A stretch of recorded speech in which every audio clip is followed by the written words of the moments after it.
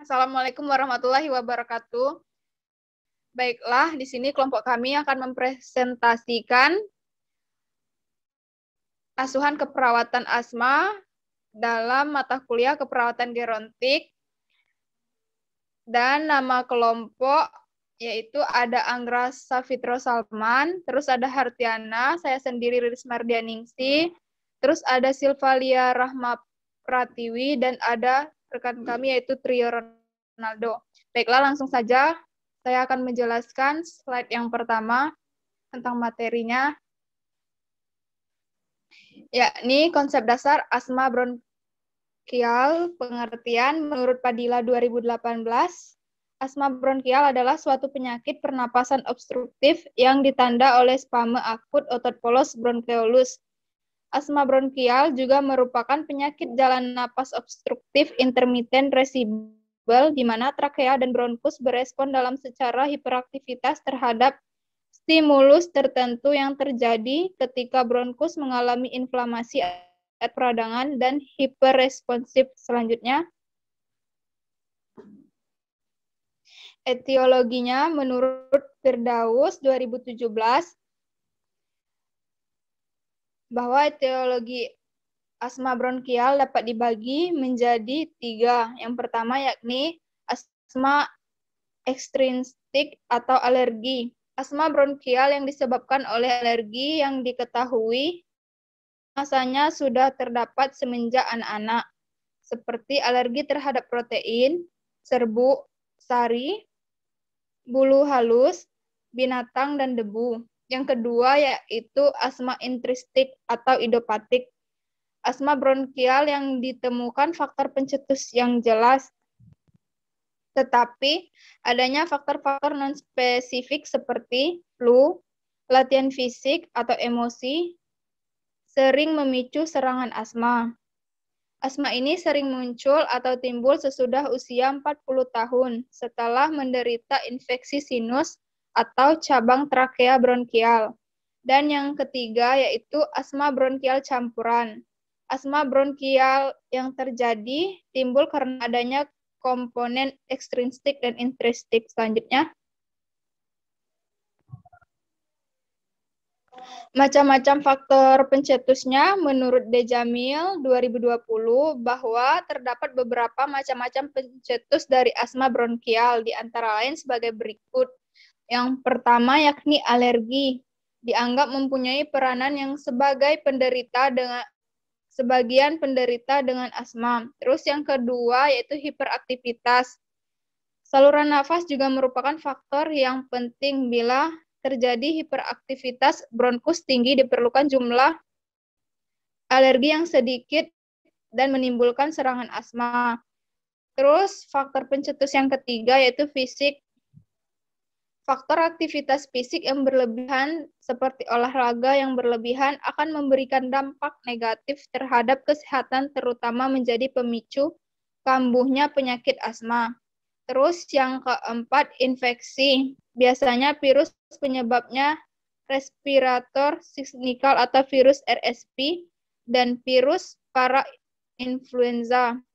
Kelima, iritasi. Hairspray, minyak wangi, asap rokok, bau asam dari cat dan polutan udara, air dingin dan udara dingin. Terus faktor pencetus refleks gastrofagus, yakni iritasi trakea bronkial karena isi lambung dapat memperberat penyakit asma. Dan yang terakhir yaitu psikologi. Ketika sedang stres, tubuh merespon dengan melepaskan hormon tertentu yang menyebabkan masalah pada saluran pernapasan dan mengakibatkan serangan asma. Next, selanjutnya. Dan patofisiologinya, menurut Slemers 2017, penyempitan saluran nafas mengakibatkan timbulnya gejala dan perubahan fisiologis pada penderita asma bronkial. Terjadinya kontraksi otot polos saluran nafas, edema saluran nafas, penebalan dinding saluran nafas, dan hiperekstensi mukus menimbulkan penyempitan saluran nafas, akan merespon mediator bronkokonstriktor serta neurotransmitter. Terjadinya edema pada saluran napas disebabkan adanya proses inflamasi akan mengakibatkan ekstansi akut yang terjadi penebalan saluran napas disebabkan adanya perubahan struktural atau remodeling. Proses inflamasi menimbulkan kerusakan jaringan yang secara fisiologis diikuti oleh proses penyembuhan, healing proses, menghasilkan perbaikan repair dan menggantikan sel-sel mati atau rusak dengan sel-sel baru. Baiklah, itu pemaparan materi dari saya dan dilanjutkan oleh rekan saya yaitu Anggra Safitro. Dipersilakan. Baiklah, saya akan melanjutkan materi selanjutnya yaitu manifestasi klinis. Nah, menurut Padilla 2018, terdapat beberapa tanda dan gejala asma bronkial sebagai berikut, yaitu ada stadium dini, yaitu untuk faktor hipersekresi yang lebih menonjol, batuk dengan dahak bias dengan maupun tanpa pilek, ronci basah halus pada serangan kedua atau ketiga, sifatnya hilang timbul, atau wheezing belum ada. Belum ada kelainan bentuk torak, ada peningkatan eosinofil darah dan IgE. PGA dan belum patologis. Faktor spasme bronchiolus dan edema yang lebih dominan, seperti timbulnya sesak napas dengan atau tanpa sputum, wheezing, ronci basah bila terdapat hipersekresi, penurunan tekanan parsial O2.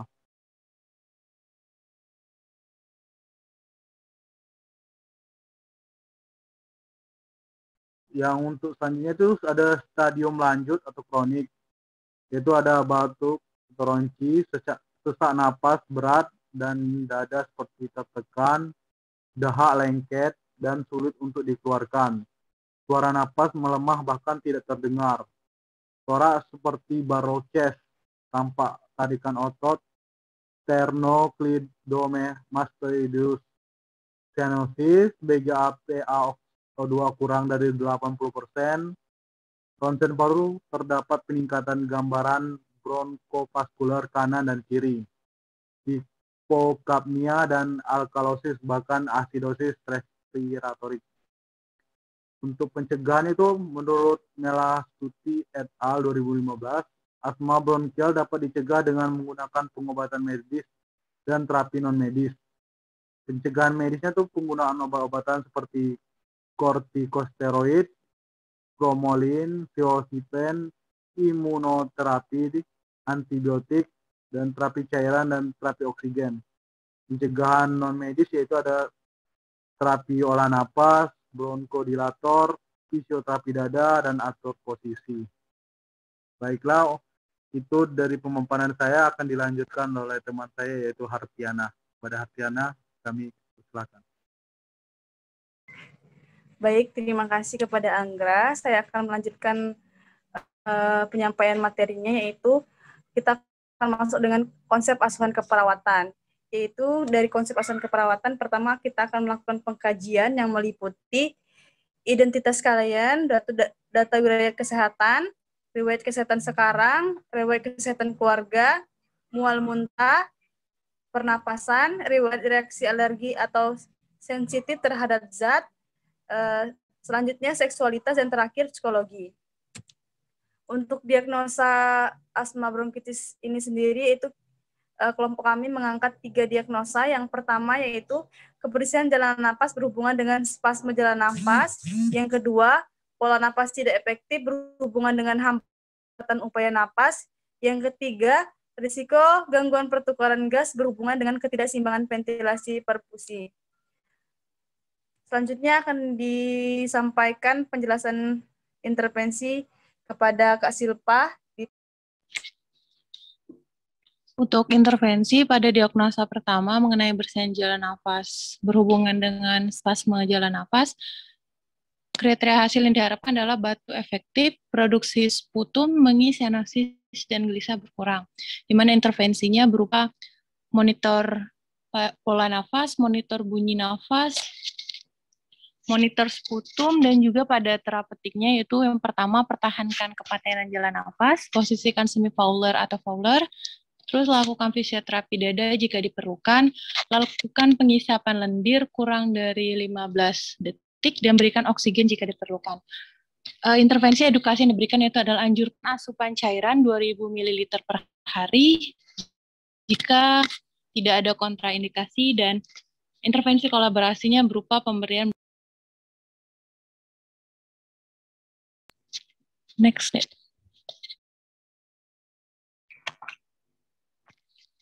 Untuk diagnosa kedua yaitu pola nafas tidak efektif, kriteria hasil berupa dyspnea, penggunaan otot bantu nafas berkurang, frekuensi nafas normal, dan kedalaman nafas normal, di mana intervensi yang diberikan yang pertama adalah monitor pola nafas, monitor saturasi oksigen, yang kedua monitor frekuensi, irama, kedalaman, dan upaya nafas. Yang ketiga, monitor adanya sumbatan jalan nafas. Adapun intervensi terapeutiknya itu adalah atur interval pemantauan respirasi sesuai dengan kondisi pasien. Intervensi terapi oksigennya yang pertama adalah monitor kecepatan aliran oksigen, monitor posisi alat terapi oksigen, monitor tanda-tanda hipoventilasi, dan monitor integritas mukosa hidung akibat pemasangan oksigen. Intervensi terapeutiknya berupa yang pertama bersihkan sekret pada mulut, hidung, dan trakea jika diperlukan. Yang kedua, pertahankan kepatenan jalan nafas. Dan yang ketiga, berikan oksigen jika diperlukan. Next. Untuk diagnosa yang ketiga, yaitu adalah resiko gangguan pertukaran gas. Kriteria hasil yang diharapkan adalah tingkat kesadaran baik, tidak terjadi dyspnea, bunyi nafas, tidak ada bunyi nafas tambahan, gelisah, diafresis, PCO2 dan PO2 dalam kondisi normal. Intervensi yang diberikan, yang pertama monitor pola napas, monitor saturasi oksigen, yang kedua monitor frekuensi, irama, dan kedalaman serta upaya napas, yang ketiga monitor adanya sumbatan jalan nafas, dan intervensi terapeutiknya berupa atur interval pemantauan respirasi sesuai kondisi pasien. Intervensi terapi oksigen yang diberikan, yang pertama monitor kecepatan aliran oksigen, monitor posisi alat terapi oksigen, monitor tanda-tanda hipoventilasi, dan monitor integritas mukosa hidung akibat pemasangan oksigen. Untuk intervensi terapeutik, yang pertama bersihkan sekret pada mulut, hidung, dan trakea jika diperlukan. Yang kedua, pertahankan kepatenan jalan nafas. Dan yang ketiga, berikan oksigen jika diperlukan. Next. Adapun kesimpulan dari makalah yang kami buat adalah bahwa asma bronkial merupakan penyakit inflamasi kronik pada jalan nafas yang sering muncul pada masa kanak-kanak. Dan hal ini dapat dialami oleh berbagai kelompok usia dan dapat berakibat fatal dan menjadi beban bagi penderitanya. Penyakit asma juga merupakan penyakit yang tidak bisa disembuhkan dan bisa berulang ketika munculnya stimulus eksternal seperti alergen, infeksi, dan iritasi. Ketika penyakit asma bronkial tidak segera dilakukan pencegahan, maka akan mengakibatkan kekambuhan bronkial berulang selama berbulan-bulan, bahkan sampai bertahun-tahun. Next. Saran dari kelompok kami adalah untuk memudahkan pemberian tindakan keperawatan dalam secara cepat dan tepat, mungkin juga dilakukan prosedur tetap atau protokol yang dapat digunakan setiap hari. Bila memungkinkan, sangat tepat apabila pada setiap unit keperawatan dilengkapi dengan buku-buku yang diperlukan baik untuk perawatan maupun untuk klien. Oke, itulah hasil tugas kami. Saya kembalikan kepada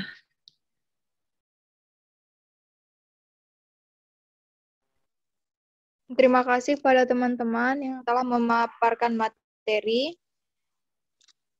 Ada satu nama teman kami yaitu Trio Ronaldo karena berhalang, jadi tidak bisa mengikuti presentasi pada saat ini. Baik, demikian saya tutup. Assalamualaikum warahmatullahi wabarakatuh.